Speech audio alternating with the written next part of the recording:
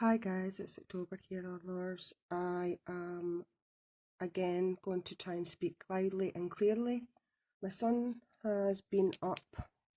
He was up all night on Friday night, and then he was up all day through the day Saturday, and he only fell asleep at 5:45 this morning on Sunday. So I'm downstairs, he's in his room, so I'm trying to speak clearly and loudly enough for you to hear, but I don't want to wake him up either, so please bear with me. Okay, this week's topic is preparation for divination. So this varies from day to day, from week to week, from situation to situation. Generally speaking, if I do divination with regards to cards, now I don't really use tarot cards. I tend to use oracle cards, and have done since the very first time I used cards. So I have several decks that I use all the time. I'll pop pictures in here of those. The first picture is my Dark Goddess deck.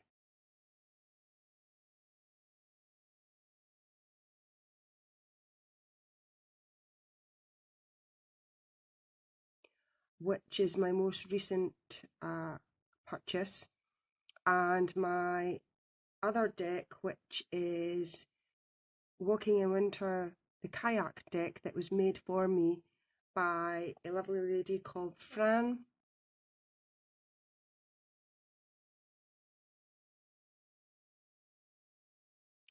Who had made bespoke cards for me. I had requested to have kayak cards first and foremost, and then I was going to get Morrigan ones made thereafter, but she took a little break from making cards and I didn't have the money to go ahead and get the Morrigan ones done. So I'm glad I got the kayak ones done, because I don't have a lot of things connected in with the kayak, because I've only been working with the kayak for about a year and a half or something. So those two decks are primarily what I use the most. I have got some Froud cards, 2 sets of, which I used to use more, but not as much as I used to. So the regards, if I'm doing readings, particularly for myself, all I do is make sure that the area is cleansed, and I have a divination candle that I use, which I'll put a picture of or a small video clip in here. Hi guys, I thought I would do a different kind of video. I've been working with the Dark Goddess Oracle deck this morning, and basically that is really the only tools I use. Now here, where you see this taillight here, I normally have a moth candle holder, which is this. You've probably seen it in other videos. And I usually have a black protection candles for general protection as well as protection during spellworking. However, I am completely out of those at the moment, and what I have been using, which is not burning at the moment, are these, which are not dinner candles, I keep saying dinner candles, birthday candles. I had a packet, oh no, hang on till I tell you, of 100, and what I do is, if I am doing spell working of a daily for something, those burn down really quickly, so I'll do a couple of those in a day. Maybe one in the morning, one in the evening. Also they're good because they're white for purification, so when I don't have the black, I can use the white for purification. So as far as divination for myself goes, that's pretty much it. I try and make sure I've had a cleansing shower first, but that doesn't always happen. And when if I'm doing it off the cuff quickly, what I'll do is I'll light an incense, a protective incense and a cleansing incense, and I'll just kind of smudge myself with it. I also have a particular oil, so I'll put oil on my hands and rub the oil on my hands. But that is about as far as it goes with regards to divination, when I'm doing divination for myself, preparation wise. If I'm doing something where I am using my scrying board, which is underneath here, I'll try and put a picture in of what it looks like when it's not got all this stuff on it, because normally the right hand side from here over is cleared off if I'm doing divination work through scrying.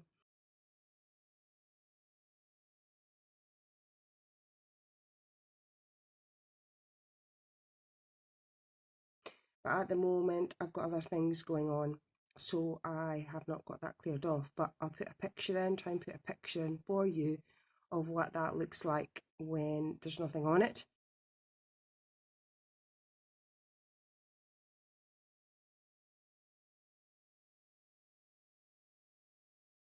On that side of it, or a picture of it just in general, what it looks like as a whole.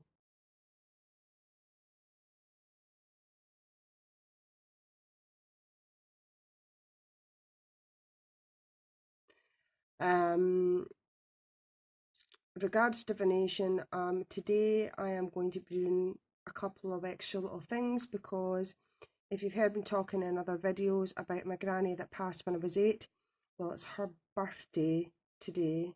I can't remember how old she was when she passed. She was in her 50s, so I'm not quite sure what age that would have made her now. A pretty decent age. But we were very close, so I'm going to be spending a little bit of time on and around my ancestor altar, because we were very close, and I always try and do little extra bits for her when it is things like her birthday. So I've got more things going on my ancestor altar, which I might show you another time, but I'm not showing you that just now because I've got some stuff going on there that's kind of private, so I hope you don't mind. Other things I use are a pendulum, my black tourmaline pendulum.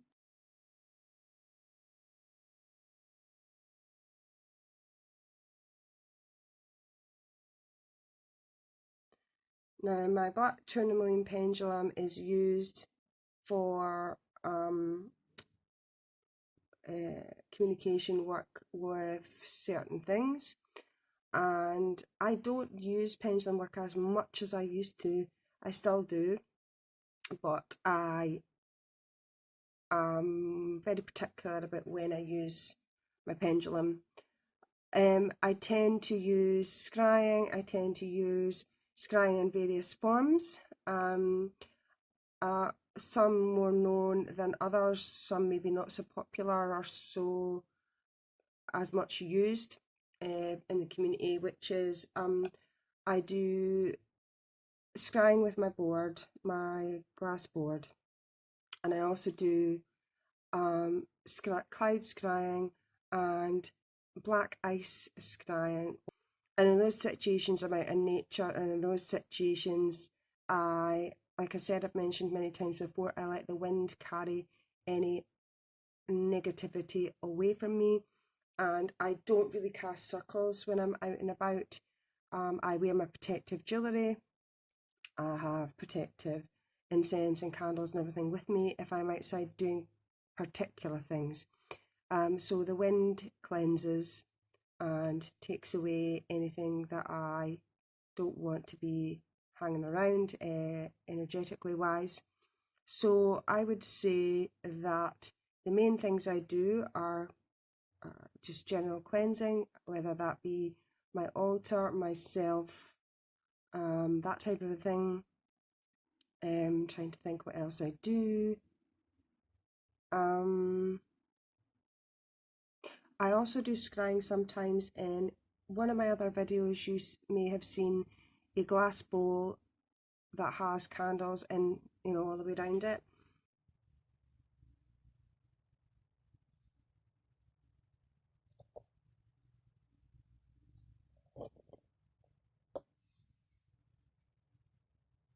I sometimes use that for scrying as well, and other divinational purposes.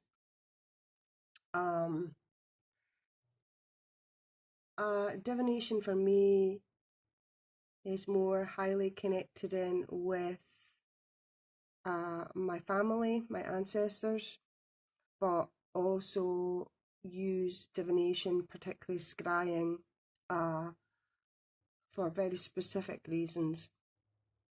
My ancestor altar has got more divinational items on it now. It never used to. It used to be very, very basic. Well, it's still quite basic, but it's got a few more things on it now. Plus, my ancestor altar is actually placed on a unit that my gran called her whatnot, because she put her whatnots on it. That means ornaments and trinkets and things on it. And it was in her living room. I specifically remember it being sat slightly behind the chair she used to sit in. Now, my gran used to smoke, and she had one of those tall, freestanding ashtrays right beside her chair, and the whatnot was kind of in between that and side to the back of her chair, and it had her bits and pieces on it. So for me, that's a tool in itself, because it is an item that was physically connected to her in life. And I remember her cleaning it. I remember her tinkering about and putting things on it and taking things off it. I remember it visually being in her house. I remember exactly where it was located. And for me, anyway, I feel that the more personal an item is to an individual, then the better for divinational purposes, but also generally for ancestor altar setups. Now, everybody does their own thing that way, but I just felt it was the right thing to do because it was so personal to her. And I don't have a lot of items of hers, specifically items that was in her house.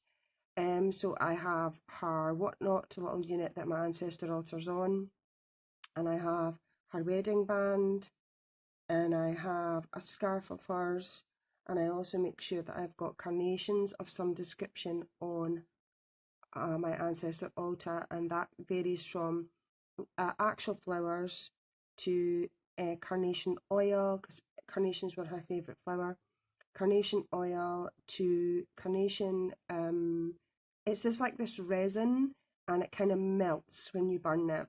So I've got carnation and I've got honeysuckle. And I got honeysuckle more connected in with something to do with the Morrigan, but I got the carnation because it's highly connected in with my gran.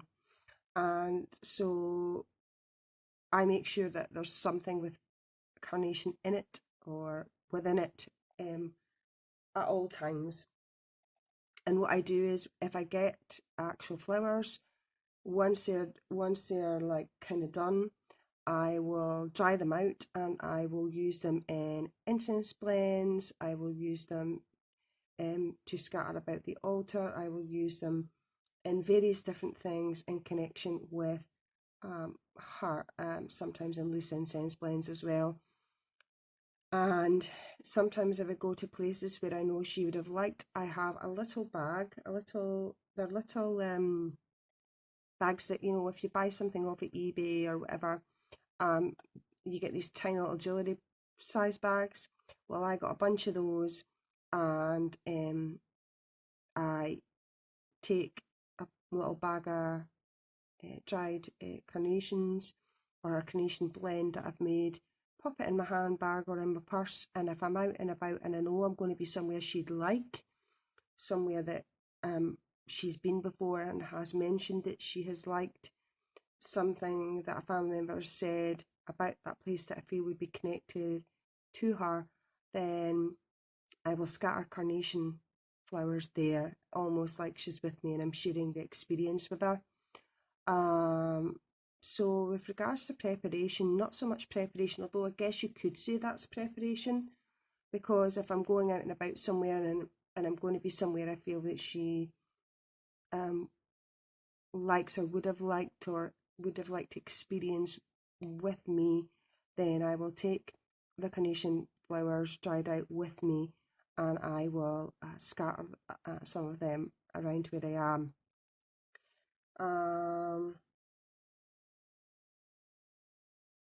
I'm trying to see if I can show you something. Yeah, basically I also have, see if I can show you. I don't think I can. No, well, basically, I have a,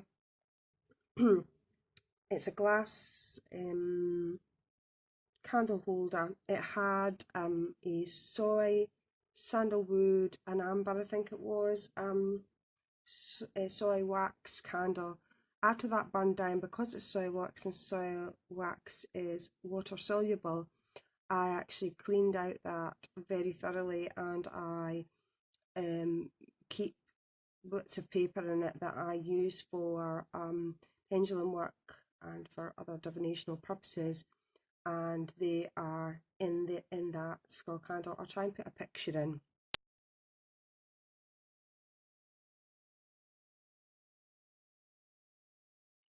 I think that's about all that I can share with you, because like I say, it's not huge preparations I make, and the ones I do make, I've got very specific reasons for doing the things I do, or